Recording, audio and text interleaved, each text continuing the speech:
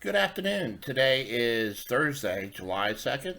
A lot of us here in the U.S. are getting ready for the July 4th weekend. So, everything's kind of slowing down right now. So I figured it was a good time to start up my video series on cybersecurity.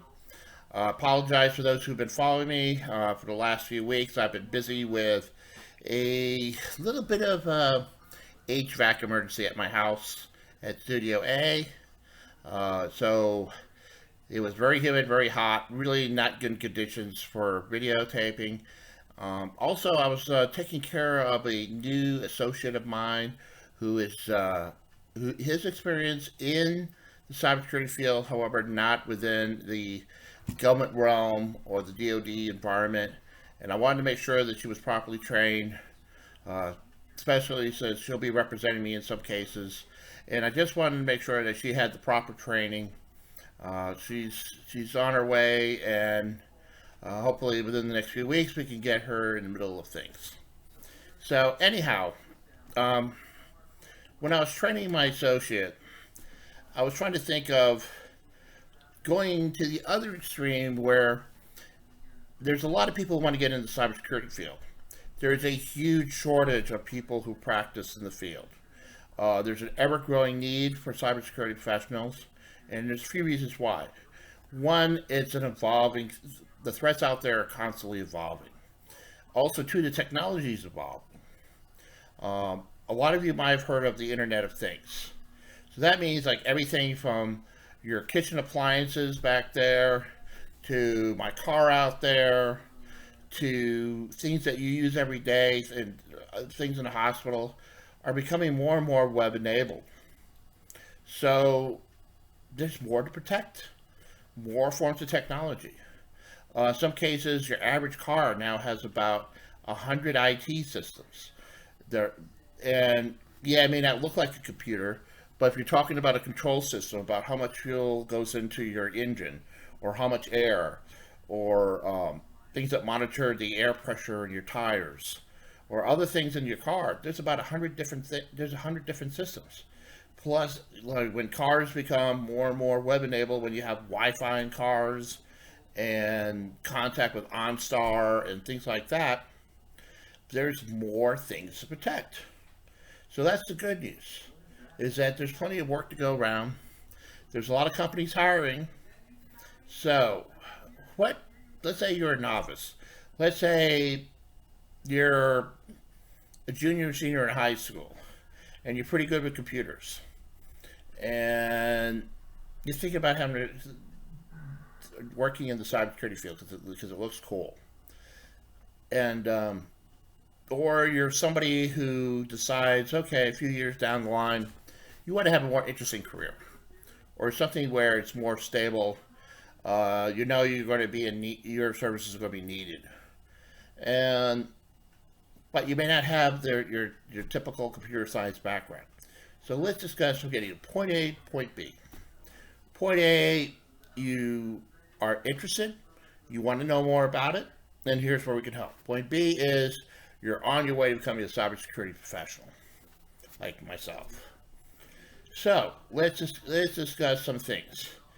When you're mentoring anybody about a career field, in my experience, what helps is assess your knowledge, your education, your experience. Uh, do you have the right mentality? And what I mean by that, do you like to learn new things? Do you like technical challenges? Most of my career, I have been working my way around the machine in so many different ways. Um, you know, and you line those to what you really want to do. Okay, and some people know right away what they want to be in life. When I was in high school, I wanted to be a Navy officer. I became a Navy officer. I'm retired. I'm a Navy lieutenant commander, retired. Some people they just go from job to job and not really have any idea what they want to do in life. My advice is align what you know, align what you want to know, align what you want to be. Take look at your experience, your background, your education, and so on, and try to align that to what you want to do. Okay. So let's go along those lines. Here's some questions you want to ask yourself. Do I have any IT certifications? Are the certifications up to date? Like, for example, A plus. An A plus certification is a basic certification about working with computer hardware. You know, probably, if you're really good in Geek Squad, you probably have that certification. Um, so, and more advanced stuff in cybersecurity is like the CSSIP, like I have. Some of the others are the GAC certified uh, Enterprise Defender, which I have. And I'm not going to talk about all the certifications. That will be a subject of another video later. But start looking at the different certifications. See what you're interested in doing. There's some good new ones that have come up in the last few years, like, for example, the International Information Systems Certification Consortium, or ISC Squared, has come up with some new ones. Like, for example, they have one on forensics. Forensics is a great field. Why? Because whether you're a district attorney trying to make a case against a hacker, you're going to need somebody in forensics. If, let's say, you're the president and you got to know who did the latest hack on some DoD system, you're going to need somebody who knows forensics to tell you, well, it was the Russians, or it was the Chinese, or it was some teenager in Israel that has some friends in the U.S. and they're hacking into DoD systems. True case. You've got to have somebody who could do what's known as attribution.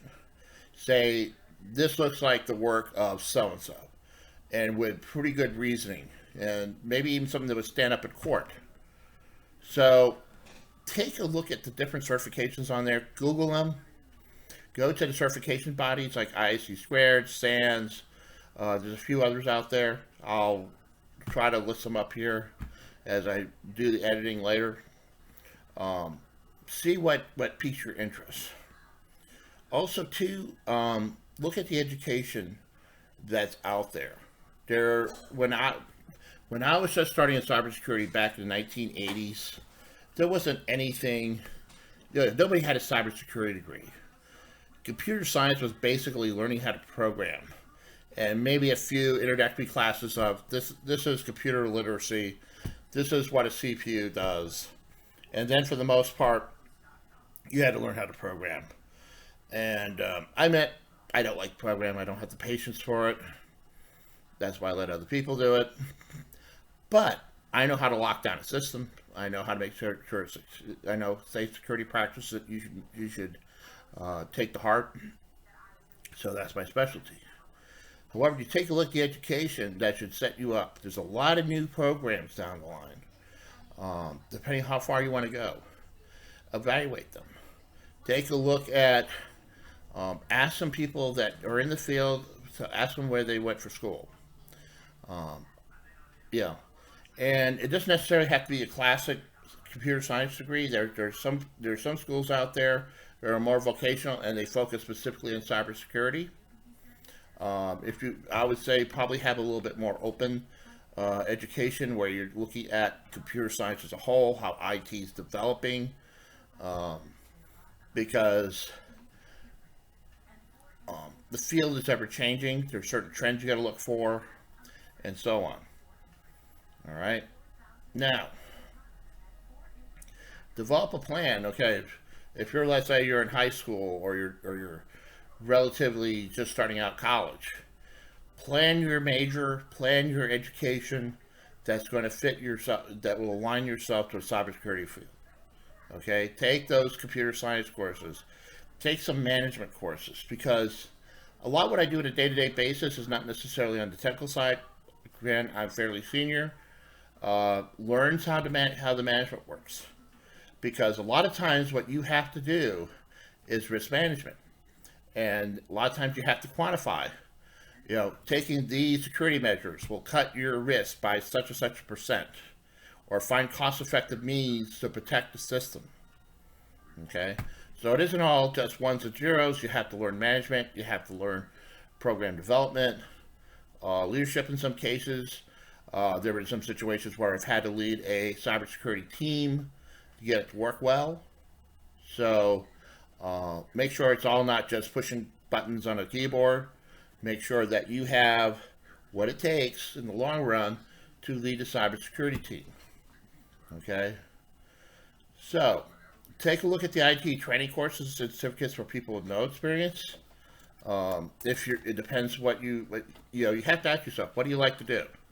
If you like working with hardware, there's good certifications to start off with, like A+. In fact, I'm going to recommend that to my son. He's 13 years old, and he built his first gaming computer. And right now we're setting up a virtual reality room in the house so he can play to his heart's content. Now, as you're looking at something more like network administration, because a lot of cybersecurity professionals start off as a network administration, they'll look at stuff like a Cisco Certified Network Associate, or like a CompTIA Linux training, or Python fundamentals. Take a look at what you really want to do. As I get into my video about certifications, you kind of have to take a look at aligning what you want to do, get certified in it, have the background along those lines. Okay? Also, too, learn to network. Use, for example, for me, a very good tool is LinkedIn. I have about almost 3,000 connections on LinkedIn all around the world. A lot of them range from old Navy buddies of mine to people I met at symposiums or conventions and so on, or people that happen to hear about me and want to connect to me because I've got a lot of certifications, I've got a lot of experience, and they want to draw on that. You never know. You might end up working with such a person, or the recruiters, and so on. And make sure you present yourself well, and take a look at how you present yourself in LinkedIn. Take a look, for example, at my profile. Take a look at how I organize it. And take a look at other cybersecurity professionals. And you want to start developing now keep everything truthful. Make sure that your profile starts to look more and more like that. Make sure you have the right certifications for what you want to do. Another thing to keep in mind is think outside the box. A lot of times you're going to be the problem solver. A lot of times people are going to ask you, okay, John, or Mary, or Bubba, we got this problem, how do you intend to fix it? Okay? So you've got to be able to analyze the problem, think of a slew of solutions, kind of work with your colleagues and say, okay, what are the pros and cons? Is it going to be too expensive to implement? Or is it something going to be easy but not totally effective? You might have to combine it with other solutions. Okay? Keep an eye on technological developments as well. Like I said before, Internet of Things. There's going to be a lot more things out there that we're going to have to secure. Okay? It might be things that you probably wouldn't even think about 10 years ago. Like, for example, if you go in the hospital, tons of equipment in your recovery room. The heartbeat monitor, the EKGs, and so on. Those are all web enabled. Somebody has to protect those things, or you can seriously mess somebody up. Okay? Another form of technology you need to take a look at is the cloud. Now, it's a very common joke. There really isn't a cloud. It's just somebody else's servers or somebody else's infrastructure. Yes. But when you're working in a cloud environment, you have to take a look at the security measures that you're going to have to do. Remember, it's not all going to be in-house anymore. You're going to have to use somebody else's infrastructure for your databases or your email or whatever. Like, for example, a good example is like Gmail. Okay? That's not your own in-house email system. That belongs to Google. Okay? So you're relying on Google's cloud-based infrastructure for that email. So what happens is that somebody at Google has to make sure that's secure. And let's say I'll give you an example. Let's say you got a new laptop and you want to use Gmail on it. Well, they have to, somebody at Google has to provide you protocols in order to make sure that it's you and not some hacker that's trying to get into your email system. So learn about the concepts of the cloud. Also learn about ways to protect the cloud.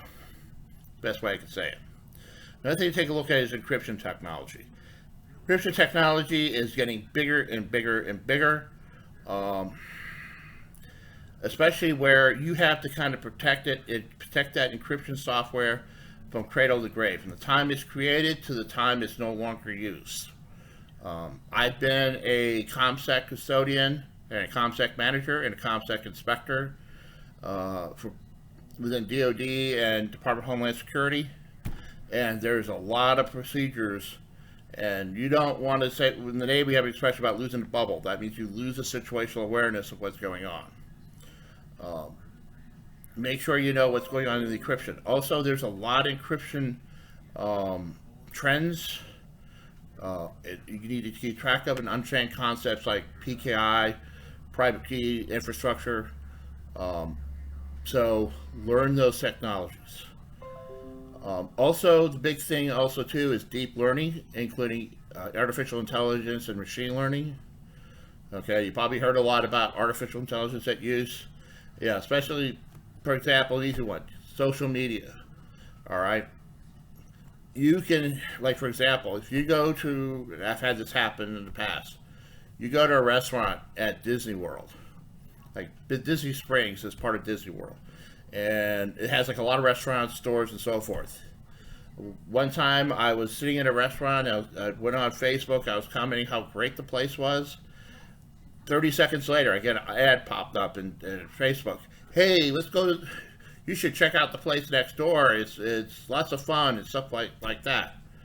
There's all kinds of algorithms in social media, and those are things that somebody has to protect too, because a lot of that's proprietary information. That's Facebook's secret sauce. And also too, when AI is making decisions, you want to make sure that artificial intelligence algorithms are being protected, so you don't turn some DoD systems using artificial intelligence to the next Skynet. I know that's for those who don't know, that's a reference to the Terminator movies. And also too, cybersecurity companies, if you're looking at the McAfee's of the world, or the